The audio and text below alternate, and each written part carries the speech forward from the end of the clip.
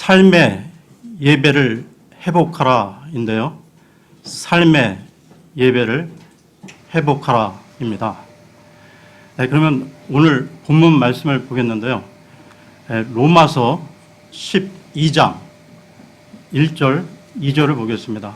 로마서 12장 1절, 2절입니다.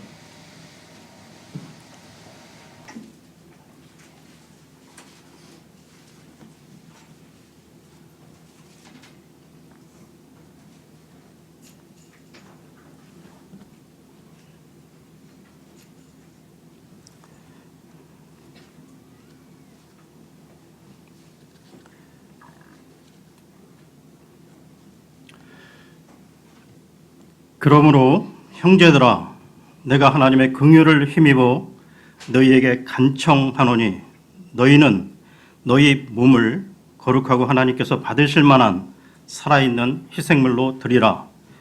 그것이 너희의 합당한 섬김이니라.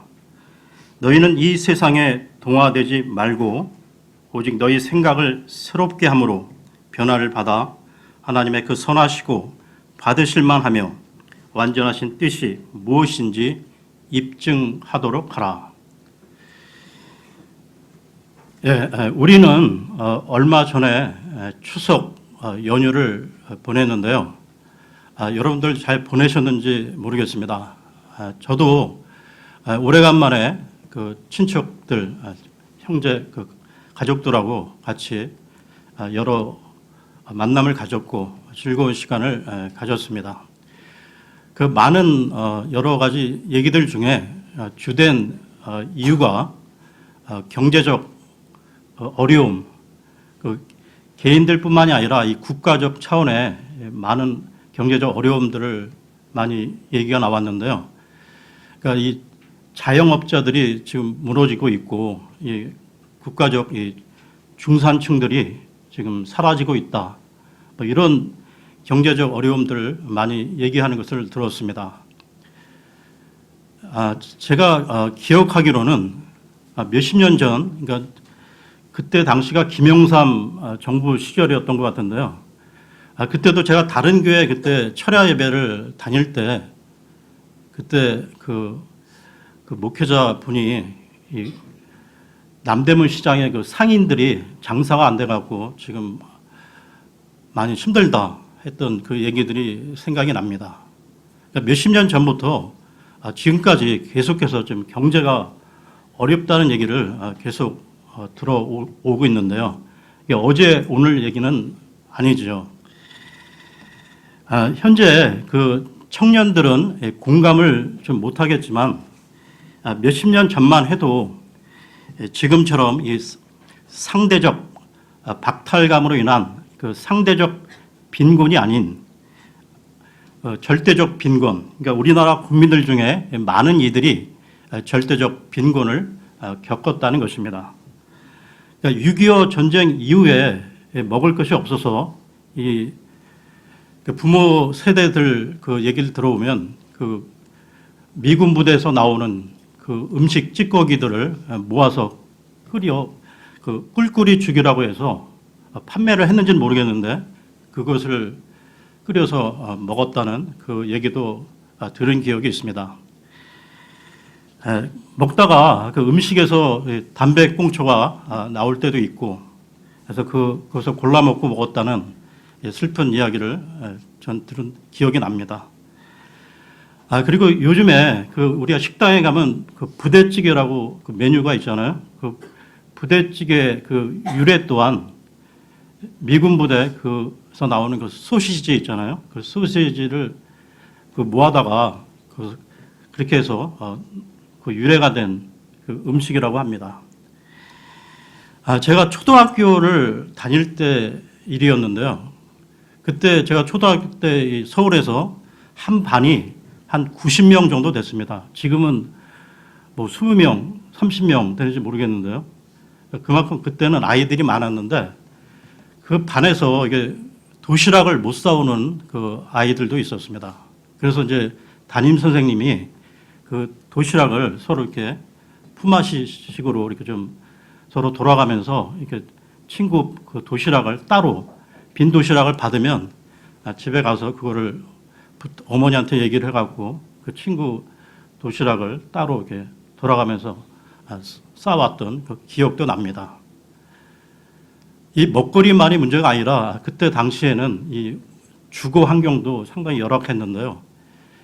그러니까 그때는 아파트가 거의 없었기 때문에 그 서울의 많은 가구들이 이 단칸 새방, 자기 방도 아닌 그 새방에 그 4-5명의 그 식구들이 그 단칸 새방에 살았던 가구들도 많았다는 것입니다. 그런데요,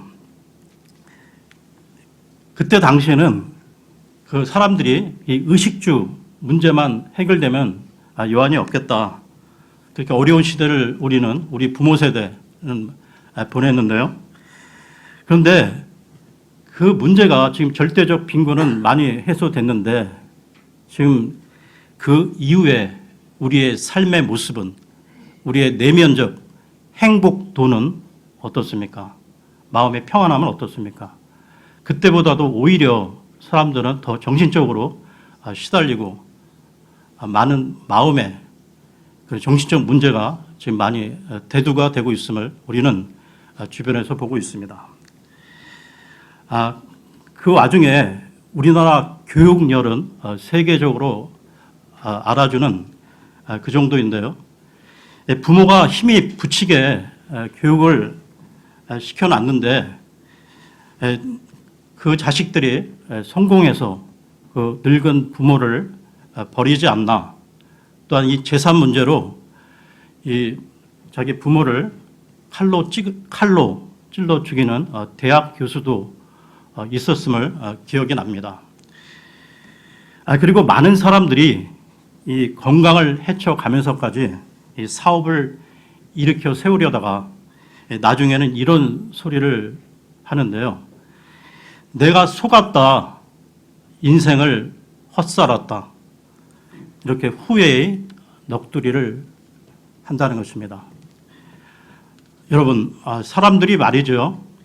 이 사업에 실패해서 가정이 해체되어 자살을 하는 사람도 많지만 성공해서, 즉 무엇인가 이루어 놓은 이후 내가 이러려고 이런 고생을 했나 하는 이 허탈감, 이 허무감에 자살하는 사람도 많다는 것입니다. 그러니까 물질적으로는 이 풍요해졌는데 마음에 안정이 없고 공허와 이 절망감 속에 아무리 보람된 일을 찾아 헤매도 찾을 수 없는 상황에 처하게 된 것이죠. 왜 그렇습니까? 성공 여부와 관계없이 삶의 의미, 삶의 보람, 삶의 목적을 찾을 수 없게 그런 것입니다. 사람들이 이렇게 낙심하는 것은 영적 존재로 지음받은 인간이 하나님을 떠나 삶의 목적을 잘못 설정했기에 그런 것인데요. 원래 인간에게 돈, 재산이라든지 명예, 지위, 자녀의 출세 등은 애당초 바른 목적이 될 수 없기 때문입니다. 저는 킹 제임스 성경을 만나기 전에 제가 한 20년 가까이 돼 가는데요. 그 전에 그 어린 시절부터 이 장로 교단의 교회들을 오랫동안 다녔었습니다. 장로 교회는 이 웨스트민스터 신앙 고백이라는 것이 있는데요. 그 고백의 첫 번째 질문은 인생의 제일 목적이 무엇인가인데요. 그 대답은 하나님을 영화롭게 하고 그를 영원토록 즐거워하는 것이라 이렇게 시작하고 있습니다. 그러니까 하나님께서 인간을 창조하실 때 하나님을 영화롭게 하고 하나님을 기뻐하는 존재로 만드셨다는 것이죠. 이것이 인생, 삶의 목적이 되지 않을 때 모든 인간들은 허무감을 느끼고 실패한 헛된 인생이라는 느낌을 받을 수밖에 없다는 것입니다. 이 세상의 온갖 부귀영화를 다 누리고 부인을 포함하여 첩까지 1000명을 거느렸던 지혜의 왕 솔로몬의 고백을 들어보겠는데요. 전도서로 가겠습니다. 전도서 1장 1절 2절을 보겠습니다. 전도서 1장 1절 2절입니다.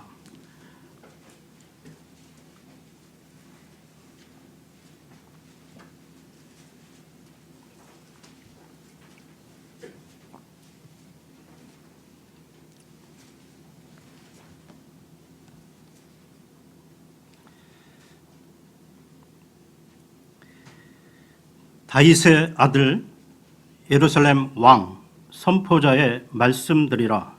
선포자가 이르되 헛되고 헛되며 헛되고 헛되니 모든 것이 헛되도다.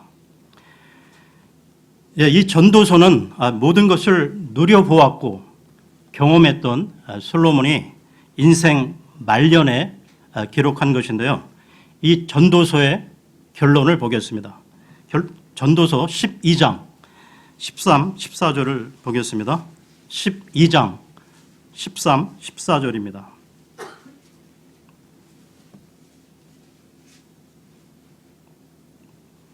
우리가 전체 일의 결론을 들을지니 하나님을 두려워하고 그분의 명령들을 지킬지어다. 이것이 사람의 온전한 의무이니라. 하나님께서 모든 은밀한 일과 더불어 선한 일이든 악한 일이든 모든 일을 심판하시리라.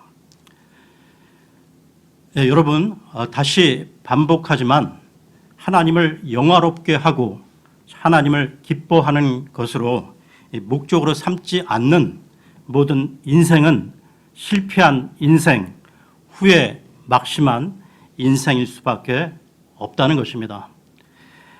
저는 지금까지 많은 사람의 죽음을 목도했는데요. 저희 아버님, 어머님, 친척, 친구, 지인들의 죽음 그 과정, 장례식과 더불어 시신의 그 화장, 그 매장하는 모습들을 지켜보면서 많은 생각을 하게 되었습니다.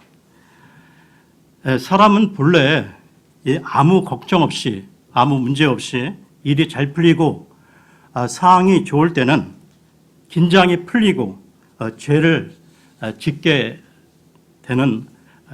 되기가 쉬운 법인데요. 반면에 이 사람은 고난을 당하거나 가까운 가족, 친지, 친구의 죽음을 맞이하게 되면 긴장감을 가지고 삶의 근본적인 근원적인 질문과 생각을 하게 된다는 것입니다. 여러분들도 보셨겠지만 죽음을 앞둔 그 세상 사람들의 얼굴은 매우 초조하며 얼굴에 불안한 기색이 역력한데요. 왜냐? 자신이 용서받지 못한 죄인임을 알기에 그리고 어두운 악한 영의 영향력 아래 놓여 있기에 그렇습니다. 그러니까 죽음 앞에서는 이 세상에서 누렸던 부귀영화라든지 출세가 아무 소용이 없으며 이 명예나 돈 버는 것을 목적으로 삼았던 사람들의 마지막 모습은 너무나 초라하고 불쌍할 뿐이라는 것입니다. 반면 이 세상을 살 때 그 삶의 목적이 하나님을 영화롭게 하고 하나님을 기쁘시게 하는 것으로 일관된 사람들의 모습은 완전히 다르다는 것이죠.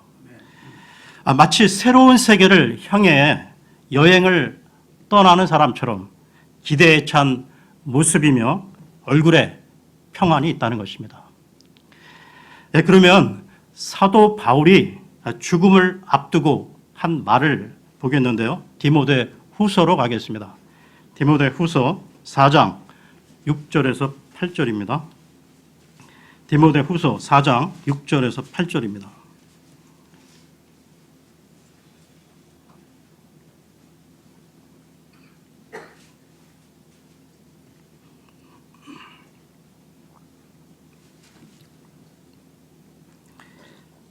이제 내가 내 자신을 헌물로 드릴 준비가 되었고 나의 떠날 때가 가까이 이르렀도다. 내가 선한 싸움을 싸우고 나의 달려갈 길을 마치고 믿음을 지켰은즉 이후로는 나를 위하여 의의 관이 예비되어 있나니 즉 곧 의로우신 심판자께서 그날에 그것을 내게 주실 것이요 내게만 아니라 그분의 나타나심을 사랑하는 모든 자들에게도 주시리라. 여러분, 마치 그 승전가를 부르는 듯 그 개선 장군의 노래 같지 않습니까?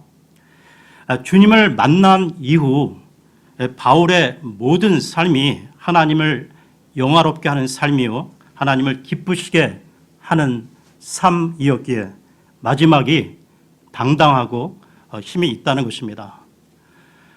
오늘 본문인 로마서는 두 부분으로 나눌 수가 있는데요. 로마서 1장부터 11장까지는 무엇을 믿어야 하는가, 즉 믿음의 내용과 믿음의 대상에 관한 교리 부분이라 할 수 있고요. 그리고 12장부터 16장까지는 믿는 자들이 그러면 어떻게 살아야 할 것인지 삶 속에서의 실천적인 문제를 다루고 있다는 것입니다. 그 중에서요, 오늘 본문 구절인 로마서 12장 1절과 2절은 우리 성도의 삶의 모습은 어떠해야 하는지를 보여주는 총론이라 할 수 있을 것입니다. 그렇다면 여러분, 이제 예수님을 믿는 사람들은 어떻게 살아가야 할까요? 한마디로 말하면 우리의 삶이 예배가 되어야 한다는 것입니다. 미국의 유명한 그 목사였던 A.W. 토저는 예배를 이렇게 정의했는데요.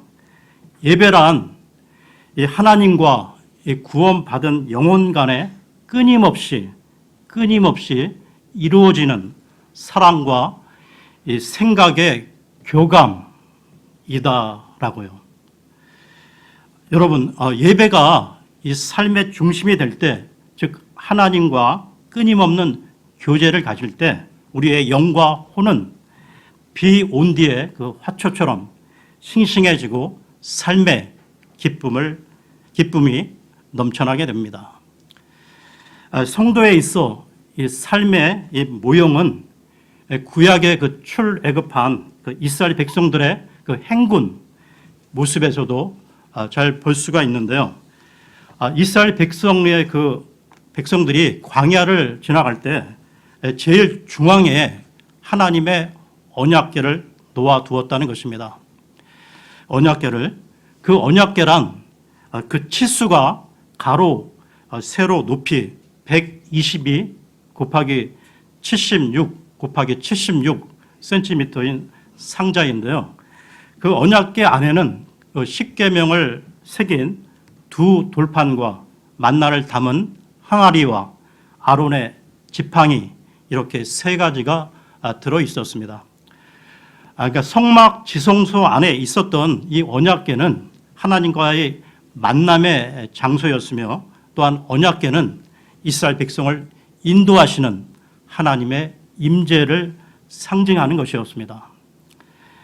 이스라엘이 12지파로서 이 언약궤를 중앙에 두고 동서남북 네 군데 각각 세 지파씩 포진을 하고 전진을 하도록 했던 것이죠.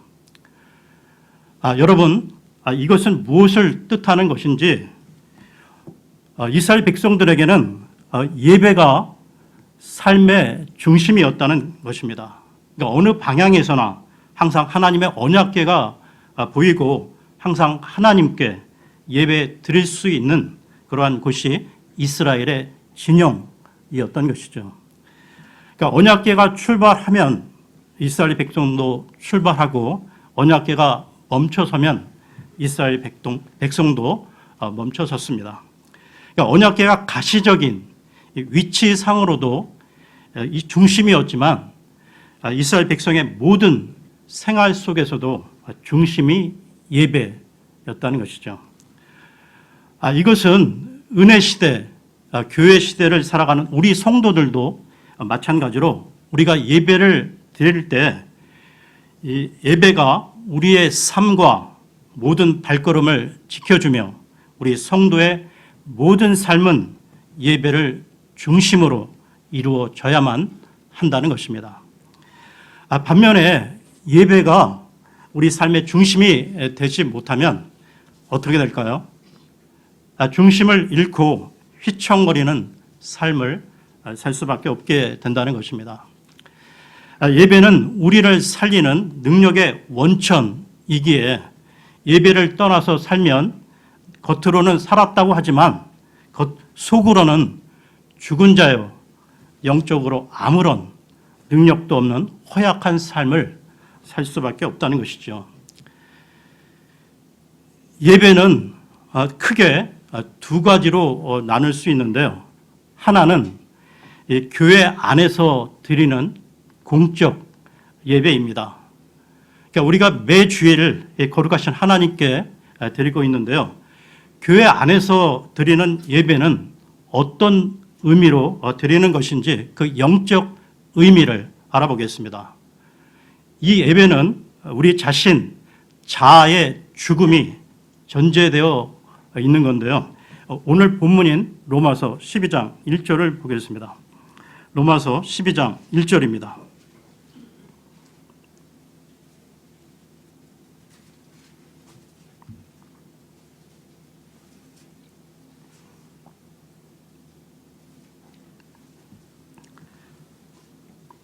그러므로 형제들아 내가 하나님의 긍휼을 힘입어 너희에게 간청하노니 너희는 너희 몸을 거룩하고 하나님께서 받으실 만한 살아있는 희생물로 드리라. 그것이 너희의 합당한 섬김이니라. 구약의 그 희생물은 원래 죽여서 드렸는데요. 따라서 우리는 예배를 통해서 자기 자신, 자아의 죽음을 깨달아야만 한다는 것입니다.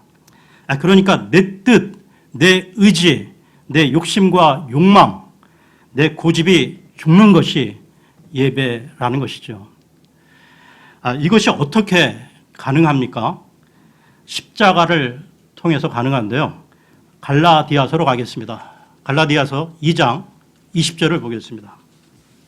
갈라디아서 2장 20절입니다.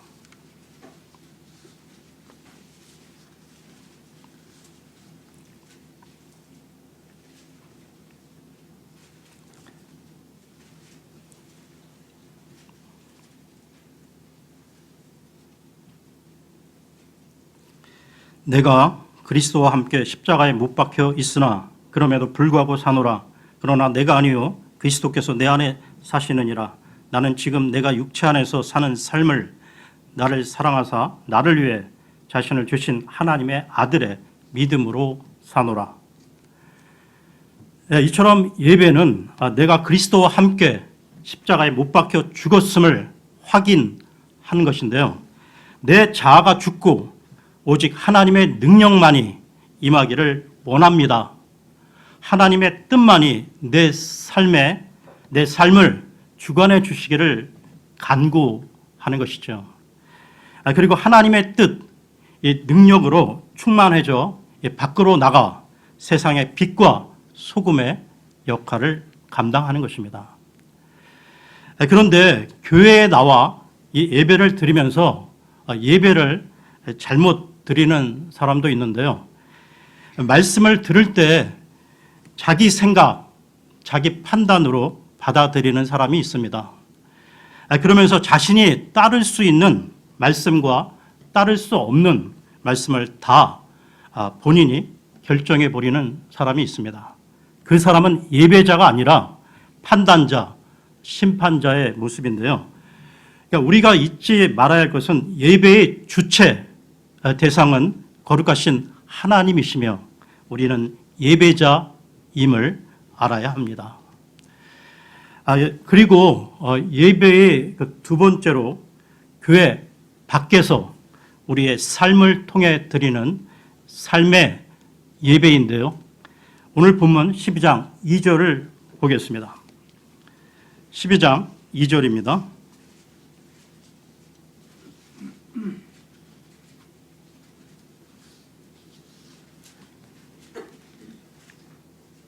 로마서 12장 2절입니다. 너희는 이 세상에 동화되지 말고 오직 너희 생각을 새롭게 함으로 변화를 받아 하나님의 그 선하시고 받으실 만하며 완전하신 뜻이 무엇인지 입증하도록 하라. 예, 진정한 예배는 교회에서만이 아니라 삶, 생활 전체로 확장되어 변화의 삶을 살아가는 것입니다. 어떤 사람을 보면 이 교회 안에서는 천사의 모습, 거룩한 모습인데 교회 밖, 직장과 가정에서는 형편없는 사람이 있다는 것이죠. 아주 잘못된 모습입니다. 즉 위선적인 신앙 형태로 믿음 따로, 삶 따로의 모습인데요. 구약 이스라엘 백성들의 그 삶도 바른 삶을 살지 못해 이 하나님이 희생물을 받지 않으시는 내용이 에레미야서에 나오고 있습니다. 에레미야서 7장을 보겠습니다. 에레미야서 7장 21절에서 24절까지 보겠습니다. 에레미야서 7장 21절에서 24절입니다.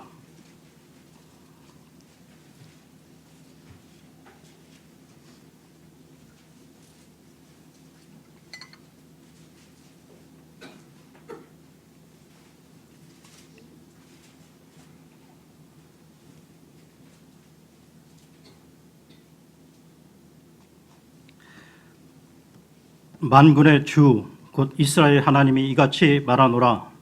너희의 희생물에 너희의 번제 헌물을 얹고 고기를 먹으라. 내가 너희 조상들을 이집트 땅에서 데리고 나오던 날에 번제 헌물이나 희생물에 관하여 그들에게 말하지도 아니하고 명령하지도 아니하였느니라. 오직 내가 이것만을 그들에게 명령하여 이르기를 내 음성에 순종하라. 그리하면 나는 너희 하나님이 되고 너희는 내 백성이 되리라. 너희는 내가 너희에게 명령한 모든 길로 걸어라. 그리하면 너희가 잘 되리라 하였으나 그들이 귀담아 듣지도 아니하며 귀를 기울이지도 아니하고 자기들의 악한 마음이 꾀하고 상상하는 대로 걸으며 뒤로 물러가고 앞으로 나아가지 아니하였도다.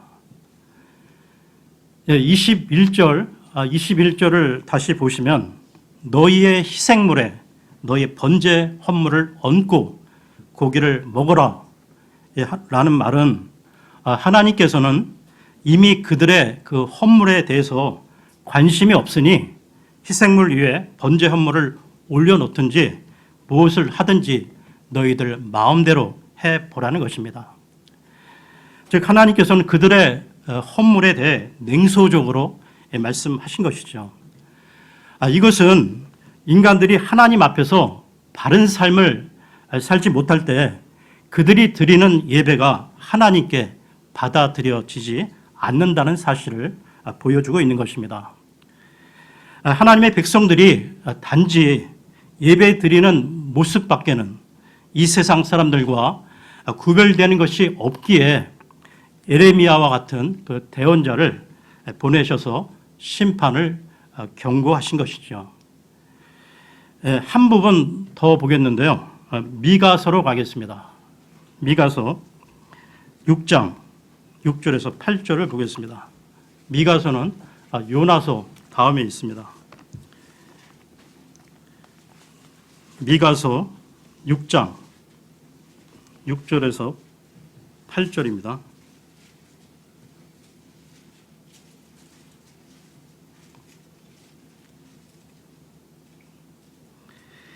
내가 무엇을 가지고 주 앞에 가며 높으신 하나님 앞에서 절을 할까?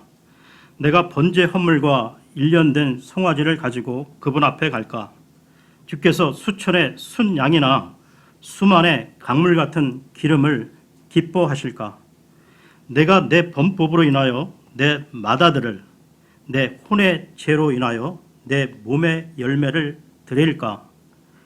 오 사람아, 그분께서 무엇이 선한 것인지 네게 보이셨나니 주께서 네게 요구하시는 것은 오직 의롭게 행하고 긍휼을 사랑하며 겸손하게 내 하나님과 함께 걷는 것이 아니냐. 이것은 예배자의 삶과 예배가 나뉠 수 없음을, 즉 일치해야 함을 보여주는 것입니다. 신약 성도인 우리들도 마찬가지인데요. 우리는 하나님의 자녀답게 삶을 살아가며 예배를 드릴 때 하나님이 그 예배를 기뻐 받으신다는 것입니다. 그러므로 그리스도인들이 누구냐고 묻는다면 우리는 예배를 위해서 사는 사람들이며 또 삶을 위해서 예배하는 사람들이라고 말할 수 있어야 하는 것이죠. 여러분들은 주일날 교회에 나올 때 일주일 동안 살았던 삶에 대한 부담을 가지고 예배에 참석하고 계십니까? 주일 예배 드리기 전 지난 그 일주일의 그 삶에 대한 진지한 성찰과 참회가 있으십니까? 우리는 하나님께 드리는 예배 앞에서 먼저 나 자신의 삶을 향한 하나님의 기대치를 생각해 보아야 하는데요. 하나님이 요구하시는 것과 우리가 행했던 그 삶의 격차를 바라보면서 우리 자아가 깨어지지 않고는 우리 예배가 하나님 앞에 온전히 드려질 수 없기에 사도 바울이 말했던 나는 날마다 중노라라는 고백을 되새겨 봅니다. 여러분, 오늘 말씀의 제목이 삶의 예배를 회복하라인데요. 이 말은 예배가 우리의 모든 것이 되어야 한다는 말입니다. 그러니까 우리 삶 전체가 하나님을 예배해야 한다는 것이죠.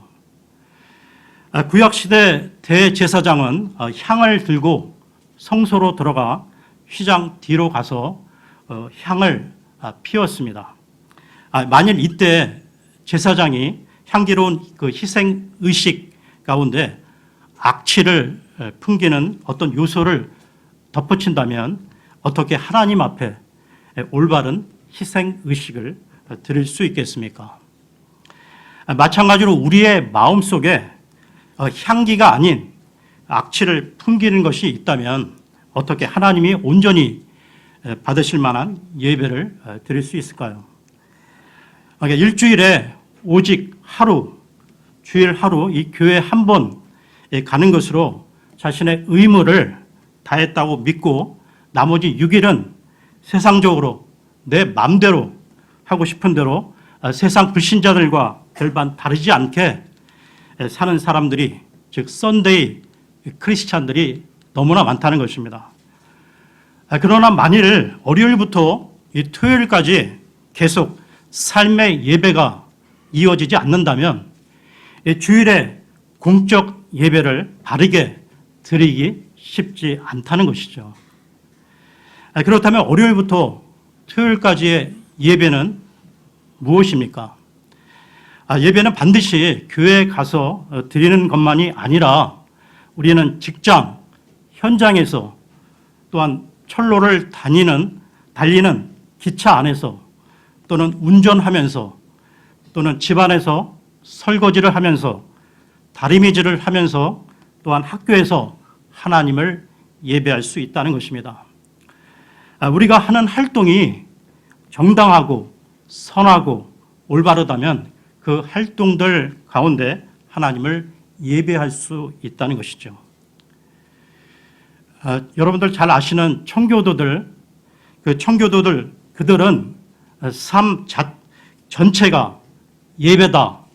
설교하는 일도 거룩하지만 목동이 양떼를 치고 농부가 농사를 짓는 일도 거룩하다고 보았다는 것입니다. 그들은 직업을 소명으로 생각하고 천직, 그것 하나님께서 내려주신 소명, 이 사명이라고 여겼던 것이죠. 그들은 예배 드리는 마음으로 장사를 하고 예배 드리는 마음으로 모든 사회 활동을 해 나갔던 것입니다. 그 결과 그 사회 전체가 변화되는 혁명적인 일이 일어나기 시작했는데요. 상공업이 발달하고 가는 곳마다 정직한 전통과 도덕이 뿌리를 내리게 되었던 것입니다. 그렇다면 21세기를 살아가는 우리는 어떠한 삶을 살아가야 할 것인가? 우리는 행동 이전에 우리의 생각을 바로 잡아야 한다는 것입니다. 생각이 정말 중요한데요. 잘못된 행위 이전에 단지 그 잘못된 생각만으로도 우리 각자는 하나님과의 교제, 그분의 임재에 대한 느낌, 또한 영적 감각을 잃어버릴 수 있기 때문입니다. 그러므로 우리들은 무엇보다도 우리의 마음과 생각을 잘 지키고 관리해야 한다는 것이죠. 이와 관련해 빌립보서로 가겠습니다. 빌립보서 4장 6절 7절을 보겠습니다. 빌립보서 4장 6절 7절입니다.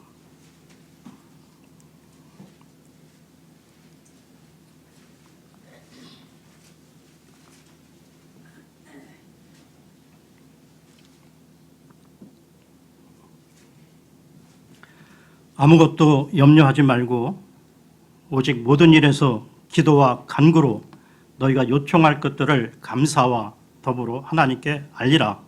그리하면 모든 이해를 뛰어넘는 하나님의 평강이 그리스도 예수님을 통해 너희 마음과 생각을 지키시리라. 그러니까 평상시 우리의 생각 가운데 하나님이 거하실 수 있도록 우리의 생각까지 성소가 되도록 기도하며 노력해야 한다는 것이죠. 하나님은 악의에 차고 더럽고 정욕적이며 탐욕적인 생각 그리고 교만한 생각 안에는 거하지 않으십니다. 하나님은 오직 온유하고 순수하고 친절하고 깨끗하고 남들을 사랑하는 그 생각 안에만 성소로 삼아 거하신다는 것이죠. 그러면 오늘 말씀을 정리하겠습니다. 우리가 신앙생활을 하면서 가장 기본적이고 가장 중요한 것은 예배라는 것이죠. 예수님을 믿고 나서 가장 먼저 시작하는 것이 예배이며 그리고 하늘나라 갈 때까지 더 나아가 하늘나라에서도 영원히 예배를 드릴 것입니다. 그러므로 우리의 삶에 예배의 중요성은 아무리 강조해도 지나치지 않고요. 그리스도인은 예배를 위해 태어난 사람이라는 것입니다. 이렇게 중요함에도 불구하고 예배를 소홀히 하는 경우가 많다는 것이죠. 신앙생활을 처음 하는 그리스도인은 잘 몰라서 그렇고요. 또한 신앙 연륜이 오래된 사람은 매너리즘, 타성에 젖어서 예배의 본질을 놓친다는 것입니다. 살아있는 예배란 살아계신 하나님을 경험하는 것이며 하나님께서 기쁘시게 받으시는 예배를 말하는 것이죠. 구원받은 성도는 다 인정하듯이 무소부재하신 하나님은 언제 어디서나 계시는 분이십니다. 이런 속성을 편재성이라 하는데요. 그러므로 우리는 매일 매 순간마다 하나님을 의식하며 살아야 한다는 것입니다. 그러니까 우리 삶 가운데 죄가 틈타지 못하도록 언제 어디서 무엇을 하든지 코람데오 하나님 앞에서 하나님의 임재 앞에 있음을 의식해야 한다는 것이죠. 이것을 가리켜 하나님과 동행한다고 말하며 창세기 5장에 에녹이 그렇게 살다가 죽음을 보지 않고 하늘로 들림 받았던 것입니다. 그러니까 우리 성도에게는 공적 예배도 삶의 예배도 모두 다 중요한데요. 어느 것 하나도 소홀히 할 수 없다는 것입니다. 공적 예배에 소홀히 하는 사람이 삶의 예배에서 승리하기도 힘들고, 또한 삶의 예배에 실패한 사람이 공적 예배에서 은혜를 받기도 어렵다는 것이죠. 다시 강조하지만 그리스도인의 예배와 삶은 나눌 수 없습니다. 예배와 삶은 하나라는 것이죠. 하나님께 드리는 이 공적 예배와 삶의 예배를 통해 하나님을 영화롭게 하며 기쁘시게 하는 우리 모든 지체분들이 되시기를 기원합니다. 네, 다 같이 일어나셔서 찬송을 부르겠습니다. 찬송가 885장 부르겠습니다. 찬송가 885장입니다.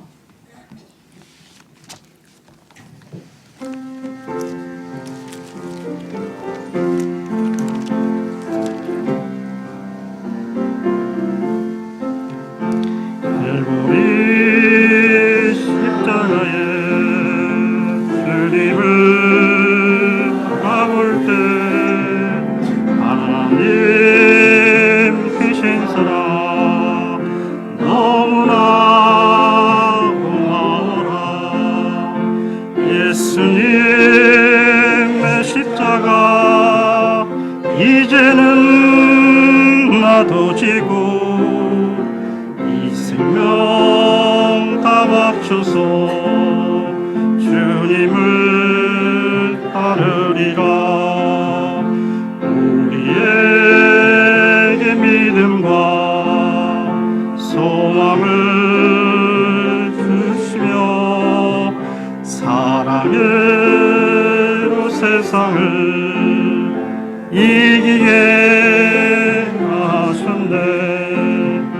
예수님의 십자가 이제는 나도 지고 이 생명 다 바쳐서 주님을 따르리라.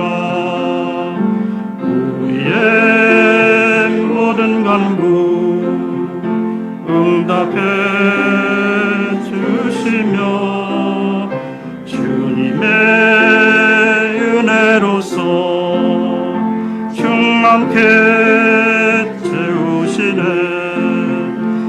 예수님의 십자가 이제는 나도 지고 이 생명 다 바쳐서 주님을 따르리라. 네, 기도하겠습니다. 아버지 하나님, 감사합니다. 오늘 이 주일 거룩하신 아버지 하나님께 공적 예배를 통해 영광을 돌려드리고, 또한 저희들에게 살아계신 생명의 말씀을 통한 은혜 주심을 감사드립니다. 저희 모든 지체들이 언제 어디서나 늘 하나님의 임재 가운데 죄를 멀리하며 이 악한 세상 가운데 승리할 수 있도록 성령 충만의 삶을 지속하게 하옵소서. 한 주간도 주님의 긍휼과 은혜 가운데 지체들과 가족들을 평안함으로 지켜주시기를 바라오며, 이 모든 간구를 곧 다시 오셔서 저희를 데려가실 우리 주 예수 그리스도 이름으로 기도하옵나이다. 아멘.